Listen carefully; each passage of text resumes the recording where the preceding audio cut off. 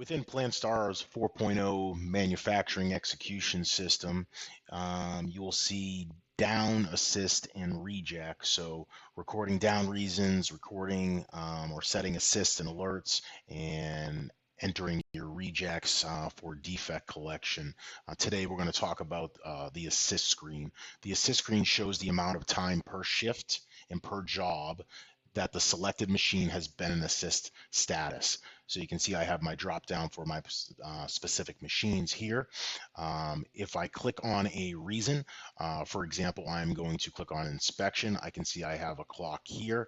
My operator action comes up. You have the opportunity to select from either entering an employee ID, a username and password. You can leave it as open to speed up the process so they don't have to have an operator action. Also the opportunity to have RFID or badge scan. I'm going to enter an employee ID here, and it's going to start the clock on inspection, the alert that I have chosen. So my clock is running for the current shift, the current job on this current machine. I'm going to stop the clock, put my employee ID back in. And then I can look at my history edits. So I'm on inspection.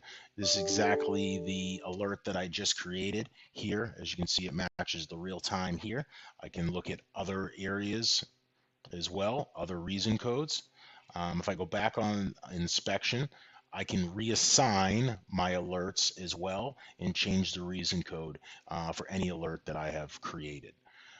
The charts in PlanStar 4.0 are all in real time, so that alert that I just created automatically gets calculated in this chart. I can see my top 5 assists for the current job, and I can also look at my assists by shift as well for the current job.